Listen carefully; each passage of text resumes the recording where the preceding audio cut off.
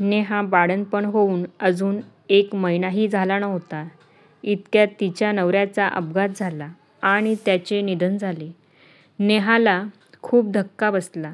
1.25 महिना पूर्ण व्हायच्या आत ती घराबाहेर पडून आपल्या सासरी गेली, नवऱ्याला शेवटचे पाहण्यासाठी.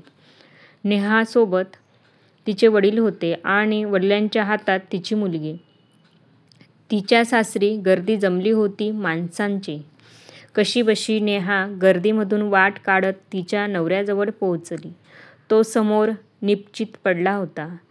नेहा त्याच्याजवळ खाली बसली आणि त्याच्या छातीवर डोकं ठेवून जोरजोरात टाहो फोडायला लागली. "अवदसा कुठली? उठ इथून अगोदर. माझ्या लेकाला गिळलंस अन आता इथं कशा पाय आलीस? " नेहाच्या सासूने तिच्या केसाला धरून उठवले. "अव ताई, काय करताय?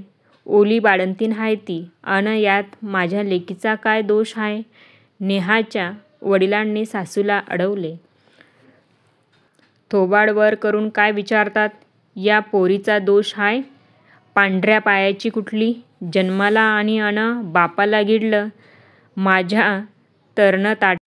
माझा तर्नताठा पोरगा खाल्ला हिने. खबरदार इथं पुन्हा पाऊल ठेवलंस तर तुझ्या लेकीला अन या अवदसेला इथून जा इथून. " नेहाच्या सासूने नेहाला आणि तिच्या वडिलांना तिथून जायला सांगितलं. नेहा तिथून निघत नव्हती. तिला तिच्या नवऱ्याला सोडून जायचे नव्हते. पण परिस्थितीपुढे ती हतबल झाली अन वडिलांसोबत माहेरी फिरकली. नेहा एका लहानशा गावात राहायची. त्यामुळे तिच्या सासरी कार्य घडले हे गावात पसरायला जराही वेळ लागला नाही. तिच्या माहेरी आजूबाजूला असलेले ओळखीचे लोक येऊन सांत्वन देण्यापेक्षा तिच्या मुलीला दोष देऊन जायचे. तेव्हा मात्र त्यांना यात तिच्या मुलीचा काही दोष नाही हेच सांगायची. लोकांचं ठीक होतं. पण नेहाच्या माहेरी तिची वहिनीही आता तिला बोलायला लागली होती. "काय बया आता आयुष्यभर हिला अन तिच्या लेकीला पोसायचं? आमचा संसार नाही आम्हाला? " वहिनीचे खडे बोल ऐकून नेहाला रडायला यायचं. ती आपल्या मुलीला छातीशी घट्ट कवटाळून रडत बसायची. कितीतरी वेळ. "पोरी, तुझी आई असती तर तिनं तुझं लाड केलं असतं. पण तुझी आई नाही.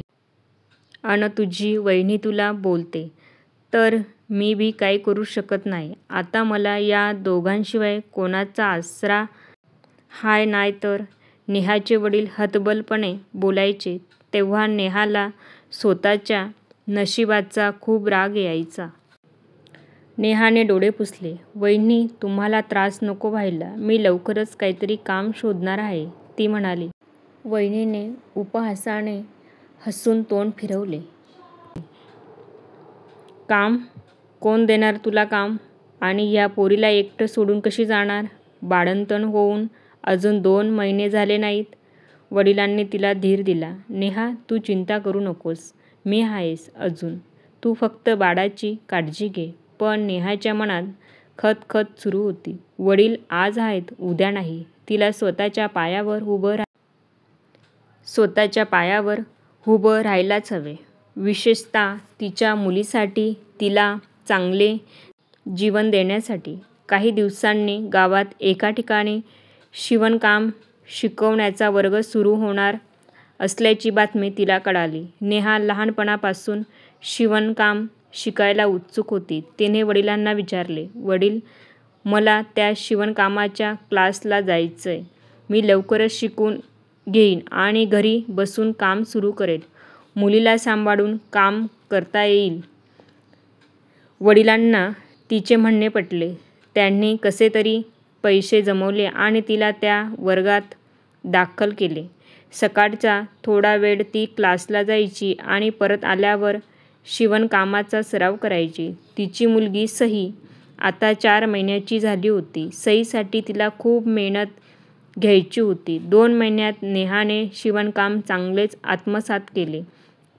वहिनीचे बोलणे अजूनही ती ऐकत होती. पण आता तिच्याकडे दुर्लक्ष करण्याची ताकद तिच्यात आली होती. एके दिवशी वडिलांनी गावाच्या बाजारातून एक जुनी शिवणयंत्र तिच्यासाठी घेऊन आले. सईसाठी हे एक छोटं खेळणं समज.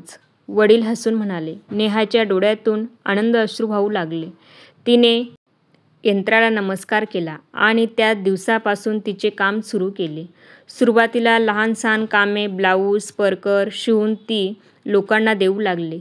तिचा हात सफाईदार होता आणि शिवणकाम व्यवस्थित असायचे. हळूहळू तिच्या कामाची चर्चा गावात पसरली. लोक लांबून तिच्याकडे कपडे शिवायला येऊ लागले.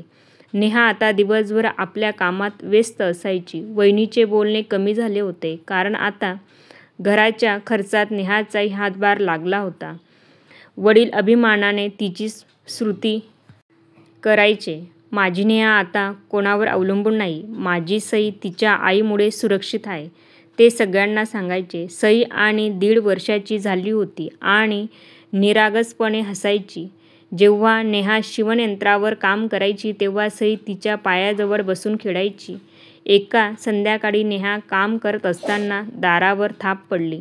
वडील दार उघडायला गेले. समोर तिच्या सासरची माणसे उभी होती. तिची सासू, दीर आणि जावा. वडील गोंधळले. या या, त्यांनी त्यांना बसायला सांगितले. नेहा बाहेर आली. तिची सासू तिला बघून थोडी नरमली होती. सासूने हळूच सुरुवात केली. नेहा बेटा, आम्ही तुला भेटायला आलो. नेहाने शांतपणे विचारले. काही काम होतं का? दीर म्हणाला. वहिनी, गावात तुमच्या कामाबद्दल खूप बोलतात. तुम्ही खूप मेहनती आहात. सासू म्हणाली. आम्हाला माफ कर नेहा. आम्ही जे काही बोललो ते दुःखात बोललो. आमच्या अमोलला जाऊन आता 2 वर्ष होत आली. नेहा शांत राहिली. सासूने सईकडे बघितले. आणि ही आमची नात किती मोठी झाली? सई तिच्याकडे बघत होती. सासूने सईला उचलून घ्यायचा प्रयत्न केला, पण सई भीतीने नेहाजवळ लपली. सासूच्या डोळ्यात पाणी आले. मी तुझ्या नवऱ्याची जागा काही घेऊ शकत नाही, पण तू आणि सई आमच्या घरी परत यावं ही आमची इच्छा आहे. अमोलचे घर तुमचं आहे. नेहाने एक दीर्घ श्वास घेतला. तिला त्या घराच्या आठवणीने आजही वेदना होत होती, पण ती आता पूर्वीसारखी दुबळी नव्हती. ती म्हणाली. आई, अमोलचं घर माझ्यासाठी बंद झालं होतं. मला खूप वाईट बोललं गेलं होतं. आज मला कोणाची दया नकोय. मला आणि माझ्या मुलीला आता कोणाच्या आधाराची गरज नाही. माझ्या सईसाठी मी स्वतः जग निर्माण केलं आहे. मी तुमच्याबद्दल वाईट मनात ठेवत नाही, पण मी आता इथेच माझ्या वडिलांसोबत आणि माझ्या स्वतःच्या मेहनतीने आनंदी आहे. तिने शांतपणे सासूच्या हातात एक कापडाची पिशवी दिली. हे घ्या आई, हे तुमच्यासाठी आणि जावासाठी मी शिवले आहे. फक्त भेट म्हणून. सासू आणि बाकीचे सगळं स्तब्ध झाले. त्यांनी तेथून माघार घेतली.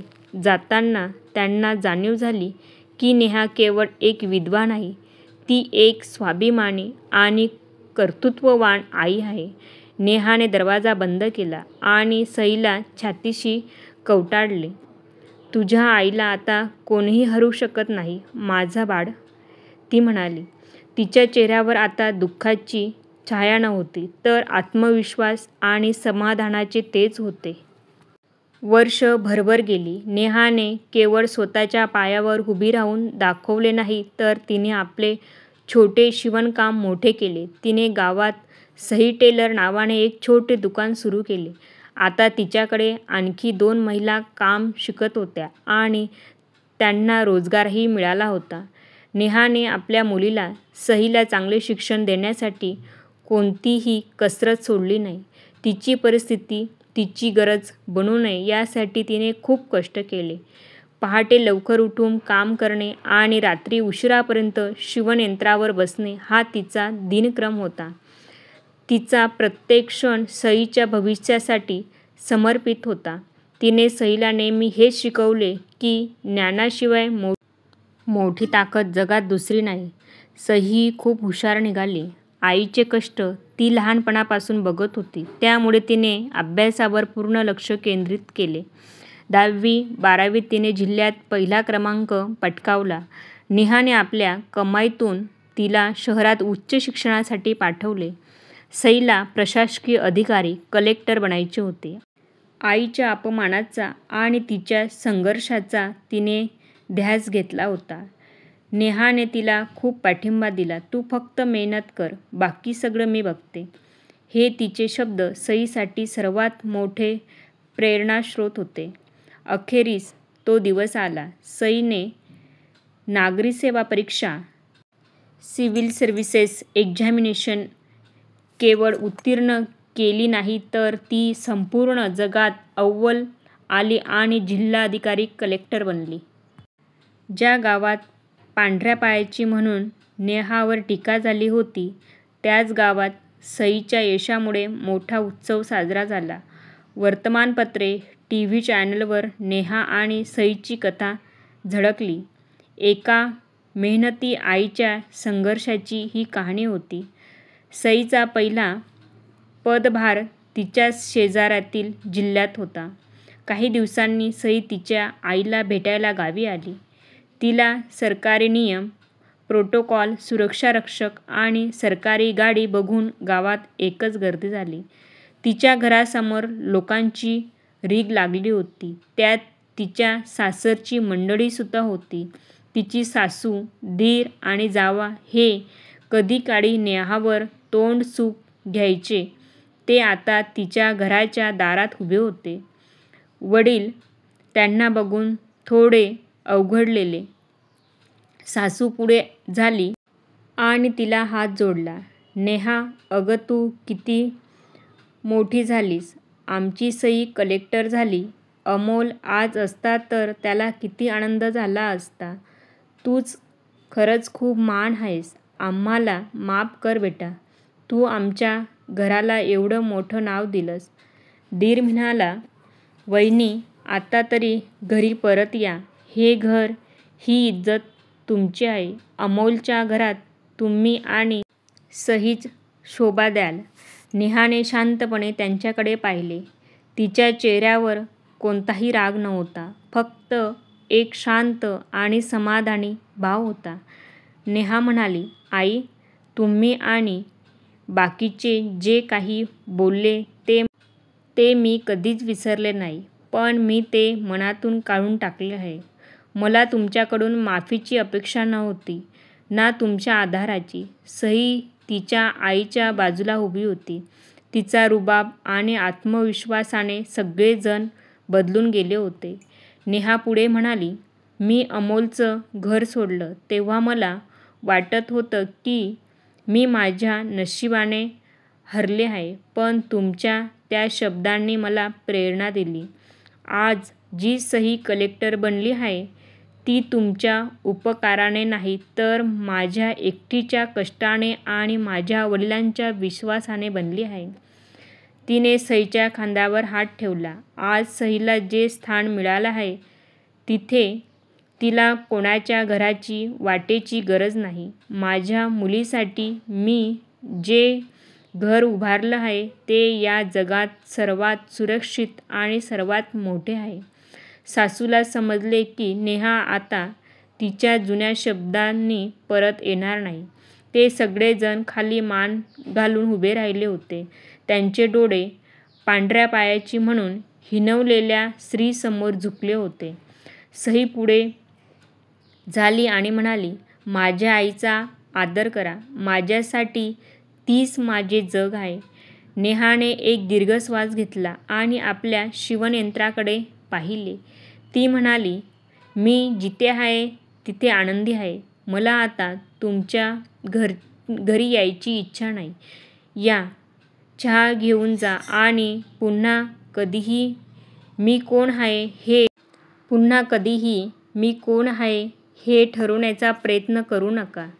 ती सासरी परत गेली नाही, पण तिने आपल्या मुलीच्या यशातून सिद्ध केले की परिस्थिती माणसाला हलवते, पण स्वाभिमान आणि परिस्थितीला हरवून दाखवतो.